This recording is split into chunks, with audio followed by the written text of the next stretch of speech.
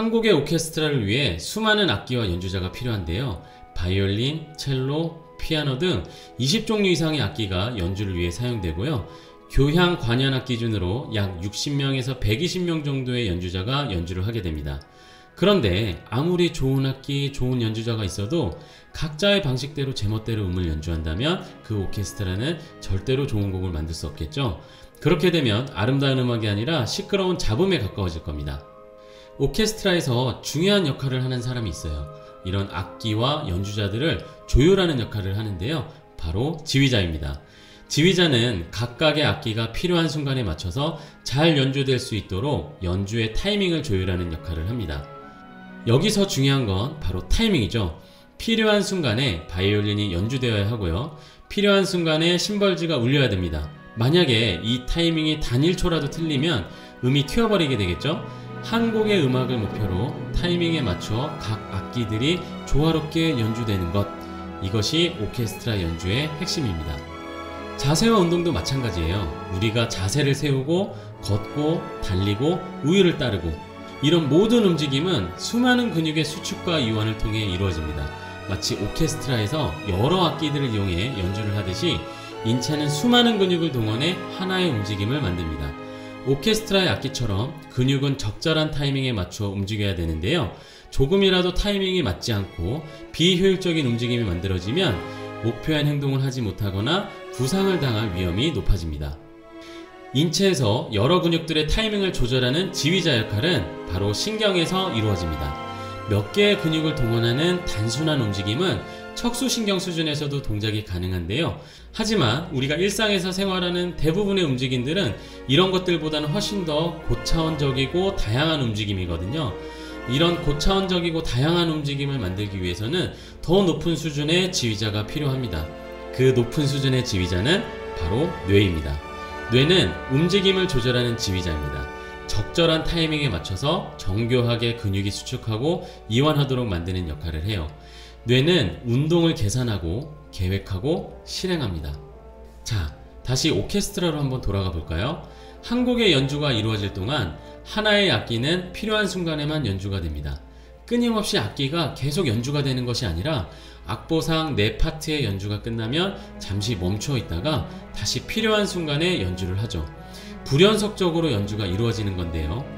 운동을 할 때도 이와 비슷한 일이 벌어집니다. 걸을 때 근육이 어떻게 동원되는지 이 표를 한번 살펴보실까요? 이 표는 걷는 타이밍에 따라 근육이 활성화될 때 발생되는 전기적 신호인 근전도를 기록한 것입니다. 근육이 필요한 타이밍에 맞춰서 움직이는 걸 확인할 수 있습니다. 마치 불연속적으로 힘을 주고 움직이면서 적절한 타이밍에 맞춰서 자신의 역할을 하는 것인데요. 오케스트라 연주와 운동에서 이렇게 불연속적인 움직임이 일어나는 것은 뇌에서 에너지 효율을 높이기 위해 딱 필요한 순간 그리고 필요한 부분에만 에너지를 쓰기 때문이에요. 그런데 여기서 한 가지 궁금증이 생깁니다. 어떻게 우리 뇌는 이런 불연속적이고 복잡한 일들을 너무나 자연스럽게 잘 해낼 수 있는 것일까요? 바로 고정 행동 패턴을 만드는 것입니다. 뇌는 학습과 기억을 사용해요. 반복적이고 지속적인 운동 자극을 통해서 뇌는 그것을 학습하고 기억하고 고정 행동 패턴으로 저장을 하는데요. 특정한 목표를 수행하기 위해 근육을 어떤 타이밍에 어떻게 어떤 근육을 동원해야 하는지 그런 것들을 묶음 단위로 저장하는 것을 바로 고정 행동 패턴이라고 합니다. 이런 고정 행동 패턴이 기억되는 장소는 바로 기저핵입니다. 마치 창고처럼 저장해두는 곳인데요. 습관이 형성되는 곳으로 유명하기 때문에 운동이 고정 행동 패턴으로 기억된다는 것은 곧 습관화가 된다는 뜻이기도 합니다. 자, 그러면 바른 자세를 한번 살펴보겠습니다.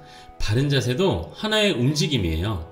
골반을 세우고 허리를 펴고 배에 힘을 주고요. 그 다음에 어깨를 펼치고 뒷목을 늘리고 키를 크게 합니다.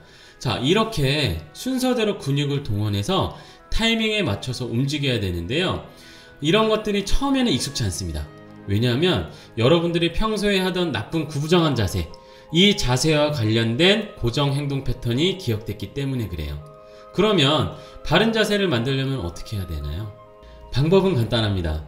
오케스트라 연주자들처럼 바른 자세를 반복적으로 연습해 보세요. 하루에 5분씩만 연습해도 좋습니다. 이렇게 반복적으로 꾸준히 연습하다 보면요, 어느 순간 뇌가 효율적으로 자세 잡는 방법을 학습하게 되는데, 그게 점점 반복되다 보면 이 자세가 기억이 되면서 기저핵이라는 습관 창고에 바른 자세가 하나의 고정 행동 패턴으로 저장이 됩니다.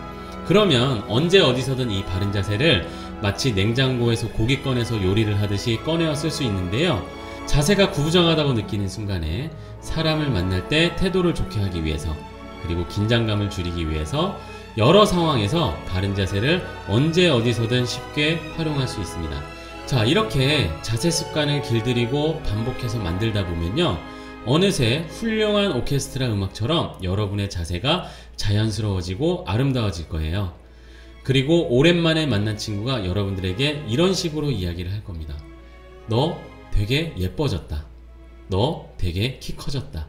이런 말을 들을 수 있을 때까지 여러분들 바른 자세 습관 하루에 5분씩 꼭 실천해 보시기 바랍니다.